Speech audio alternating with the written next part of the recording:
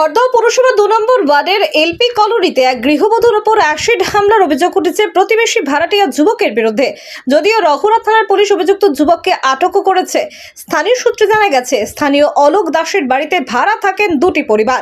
তাদের মধ্যে আক্রান্ত গৃহবধূ তার স্বামী ও এক সন্তানকে নিয়ে ওই বাড়ির একটি ঘরে ভাড়া থাকেন। অভিযোগ, শুক্রবার সকালে আক্রান্ত গৃহবধূ বাড়ির উঠানে কাজ করছিলেন। সেই সময় আচমকায় পাশের ঘরের ভাড়াটিয়া যুবক সুজিত কুমার দেবনাথ পেছন থেকে হানা দিয়ে ওই গৃহবধূর মাথায় ও মুখে অ্যাসিড ঢেলে দেয়। অ্যাসিড হামলায় গৃহবধূর মুখ ও মাথার কিছুটা অংশ পুড়ে গিয়েছে। তৎক্ষণাৎ ওই গৃহবধূকে চিৎকার জন্য ব্যারাকপুর BN বসু মহকুমা হাসপাতালে চিকিৎসার জন্য নিয়ে যায়। ঘটনায় আক্রান্ত গৃহবধূর স্বামী রঘুরা থানায় অভিযোগ দায়ের করেন।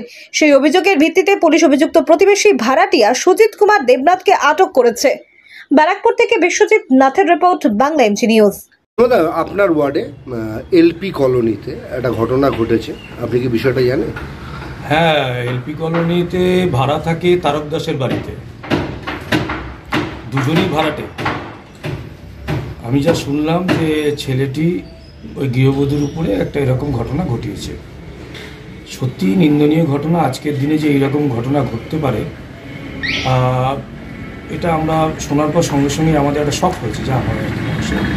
তবে আমি সঙ্গে সঙ্গে প্রশাসনকে খবর দিই এবং রঘুরা থানা যেভাবে সঙ্গে সঙ্গে সেই ওই যিনি ঘটনাটা ঘটিয়েছে তাকে আটক করেছে এবং তার বিরুদ্ধে যা যা আইনগত ব্যবস্থা নেওয়া দরকার সবটাই কঠোরতম শাস্তি তাকে পেতে হবে। খড়দার মতো জায়গায় এরকম ঘটনাটা মানে না, আসলে আপনারা দুটো জিনিস বলবেন যে খড়দার মতো জায়গা বলে, প্রথম কথা এরা ভাড়াটে, দ্বিতীয় কথা হচ্ছে ভাড়াটা থাকতেই পারে, ভাড়াটা থাকার কারো অপরাধ নয়। দ্বিতীয় কথা, দেখবেন আমাদের সোসাইটিতে প্রায় প্রত্যেক জায়গাতে কম বেশি এরকম দুই একটা থাকে যারা একেবারে সমাজের কীট, যারা সমাজটাকে কলুষিত করছে, যারা সমাজে এমন এমন ঘটনা ঘটাচ্ছে যেটা একজন সহনাগরিকের ক্ষেত্রে দায়বদ্ধতা প্রশ্নে আছে।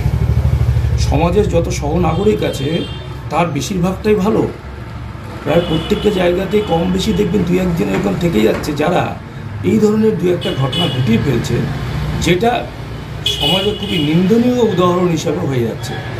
তবে পুলিশ প্রশাসন দ্রুততার সাথে ব্যবস্থা নিচ্ছে এবং আইনগতভাবে যা যা সাজা পাওয়া দরকার, আমি কথা বলেছি, সব রকম সাজাই তাকে পেতে হবে।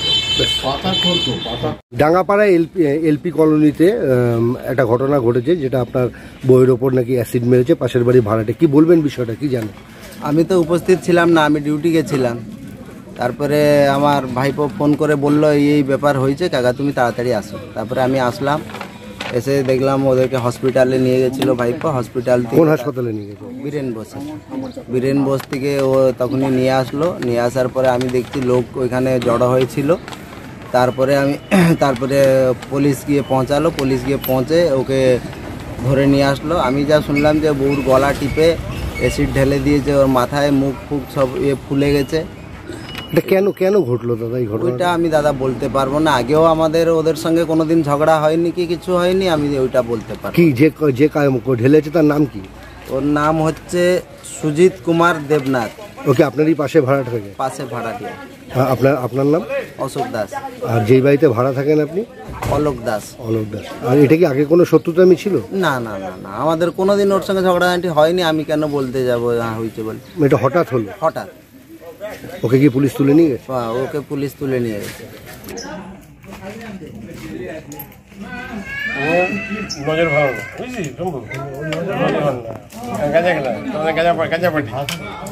প্রতিবেশী, কি ঘটনাটা কি ঘটেছে? ঘটনাটা আমি ব্যারাকপুরে ছিলাম, ওর স্বামী এসে আমাকে ফোন করে বললো শিখি বাড়ি যাতো, দেখি এই ব্যাপার ঘটনাটা। আমাকে বলছে এই ব্যাপার।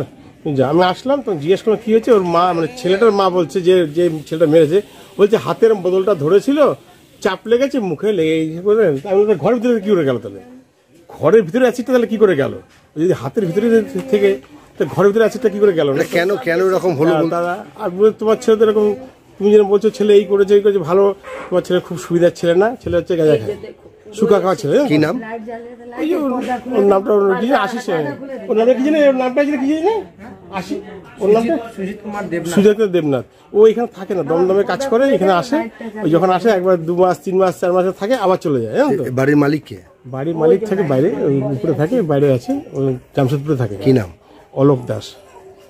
আপনার নাম? আমার নাম লোকনাথ চন্দ্র। আপনি এখানে এই আমার বাড়িটা দেখি না তো আমি আসলাম, ওর কাকিমা লাগবে, ও কাকিমা লাগবে, ননদ আমার আছে ওটা। আমি তো আসলাম, দেখলাম না, ছেলেকে ধরে নিয়ে গেছে, ওকে পুরো অ্যাসিড ঢেলে দিয়েছে।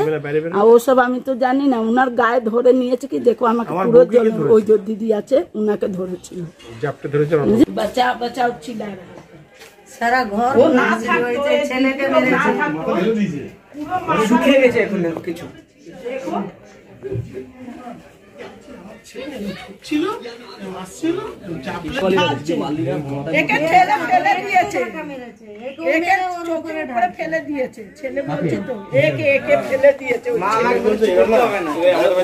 আপনি ছিলেন না? আমি ওর যাব, আচ্ছা, আমি ফোন পেলাম, ফোন পেয়ে এসে ওর হাসপাতালে নিয়ে গেছে। কি নাম?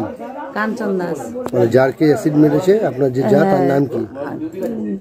মার নাম দীপ্তিময় দাস। কত বছর বয়স হবে?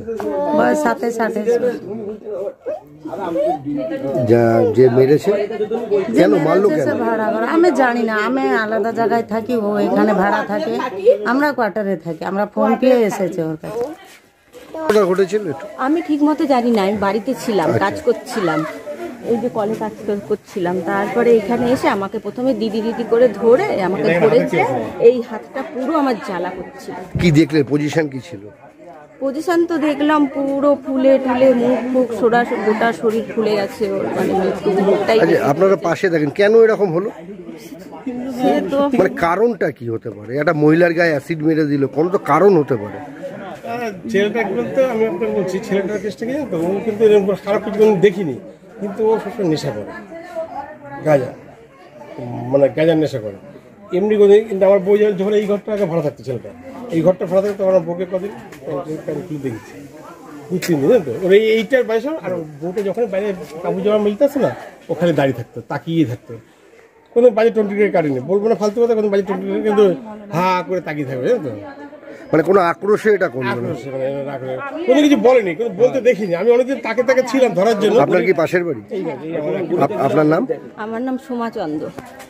হ্যাঁ, কোনোদিন দেখিনি এরকম কিছু, কিন্তু আমার বউকে নিজেই দেখিছে।